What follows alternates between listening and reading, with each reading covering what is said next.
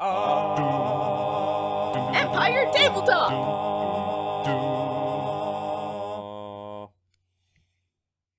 Welcome, audience. I believe 80% of you are American, about 5% are Canadian. There's one person in Singapore who I think I actually know personally. And there's someone in Great Britain. And I believe one guy in Italy also. Cool, thanks for joining us and actually listening to these stupid things. I've been looking at the analytics because I find that fun. Oh, cool. Yeah. We've made 10 cents so far off of ad revenue. Now we gotta... I'll be able to pay for for a meal for us eventually. In about 10 years. Yeah. Regardless. Yes, welcome back to Empire Tabletop. You guys actually did some stuff involving drawing maps, such as fighting a lightning elemental slinky. Wait, was it Slinky? It was a slinky. We didn't have appropriate-sized miniatures, so we used a slinky. Yes, you guys make your way up to the Sanctum of Vitra Kali because you showed Hexer and Vexer, hey, we got the things, and then you went upstairs and it turns out there's a lightning elemental that wants to beat your asses. So you killed it, and then we put its non-existent blood, as it is a being made of pure energy, in a bottle. For the golem later. It can have energy blood. Or bloodergy. Yeah. And her blood. blood. Just recuted. But, see, my problem with that is, like, what about air elementals? Do they have blood? Because they're made of air. You need air. It's wind. Or, no, what... Really, what is rain but clouds bleeding? But what's a water elemental, then? These are questions for never. Yes. Oh, God. Regardless, we put... You found its blood, whatever it was. We took a bit of lightning, put it in a bottle, decided not to open again, and throw it in the goblin for later. And you went into the... And yes, you were in the Sanctum of Vitra Kali, where there's a cool, like, giant jade statue of a crazy cool demon with his 6 arms and, like, 3 cups and 3 daggers. And, I can't wait to kill all of a sudden you got a knock from Hexer and Vexer, who show up with Grumblejack in an arm lock. Because Grumblejack decided to follow you guys, because Baron Vandermeer didn't want him drinking his alcohol stores completely dry. And Grumblejack was like, hey guys, and you guys were like, hey, and Hexer and Vex are like, so you know this guy? And you're like, yeah, so they let him go. And Grumblejack's like, I'm thirsty, can you guys help me out? Like, I've been trying to drink stuff, like, ever since I got to the Horn, I've been just, like, dying of thirst for no reason. And you realized, after looking at the statue, that there's a little reservoir. It was empty. And after putting some water in it, you noticed that it turned into an unholy water. And you were like, Here you go. I bet unholy water is great for ogres. So you gave him unholy water, he drank it, and he fucking transformed. He evolved. He digivolved. He digivolved into half demon or half fiend Grumblejack. Come on, yes. So now he's got wings, he can fly around, and he's got natural armor, and he can cast a couple spells, and he's smarter and faster and stronger and all that shit. Can he breathe lasers? He can breathe. Can he breathe something? I don't think he can breathe anything. He can't breathe anything, but he can smite like an anti-paladin. Yes, he can hit like a truck. Long story short, he can hit like a truck. Yeah, He's already an ogre. Grumblejack is stronger and cooler, and he's somewhat thankful to you guys for it. Woo! He also feels at home. Yes, because he thinks, or you guys have surmised, that his descendant, or his ancestors may have been guardians of this place back in the day. And he just didn't know. So, yeah, he has some sort of bloodline connection to the Sanctum. Following that, you went downstairs, and you found a stone head. And you put it on the stone body of a petrified man that I mentioned last episode as having been holding one of the 3 eyes of Vitra Kali. And you put it on, and actually, okay, let's say you put it on for now because you don't actually do anything with that yet. Yeah. More or less, you guys found some stone salve, so you can bring them back whenever you want from being petrified. You guys then made your way back into Farhold to gather a ton of supplies, and you told Baron Vandermeer, okay, we need this, this, this, and this. Here's an actual ton of silver, and get the stuff for me.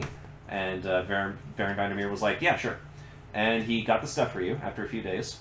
Owen did something else. I think he went, or you guys like crafted stuff or something like that. We got, for the most part, we got materials. We didn't sit down to do our crafting yet. because I had Dusha Osmanog start to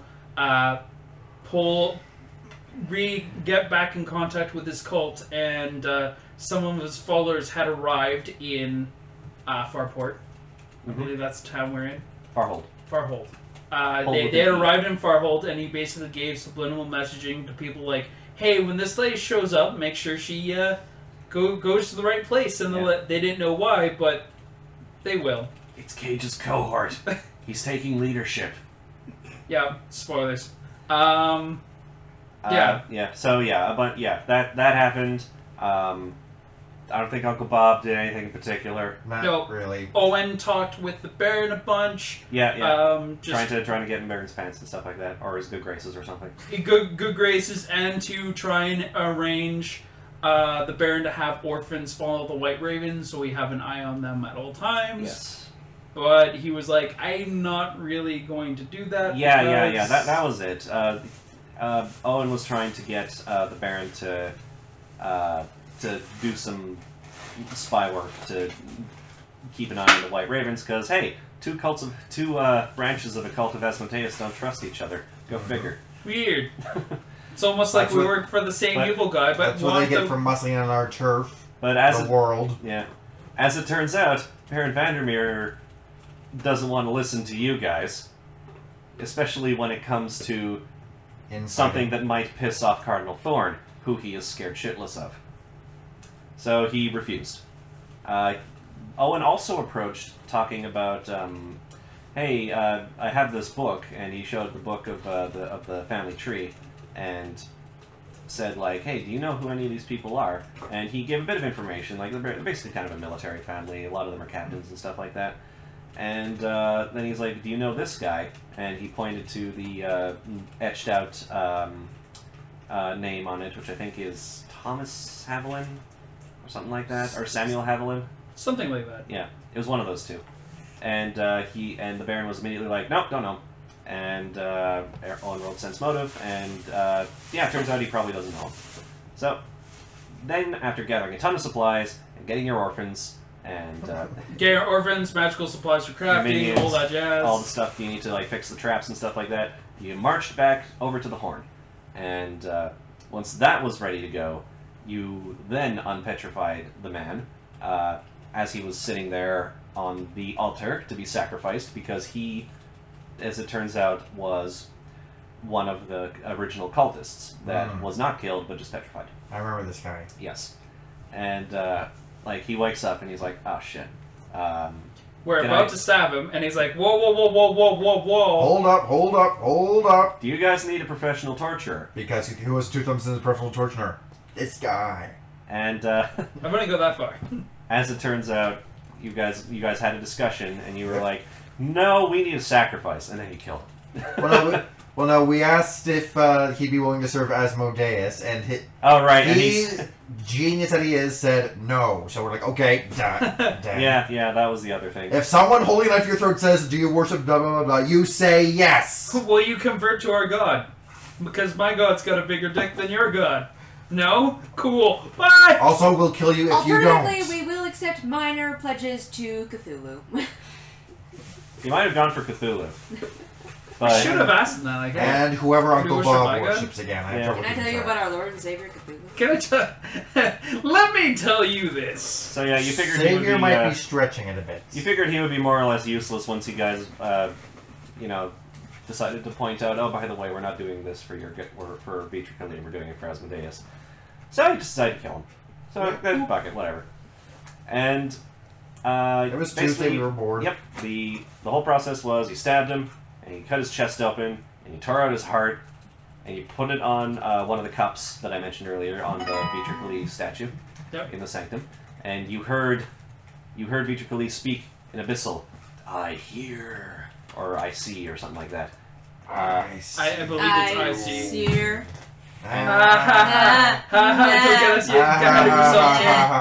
And then your plans for having a safe and subtle evil organization, went up in literal flames. Yep. As a huge pillar of green light shot into the air, Lord of the Rings style. Yep. And everything caught up. Like, all of the foliage on the horn burst into, like, just exploded and was gone. And now it looks like a huge evil fucking fortress full of flames.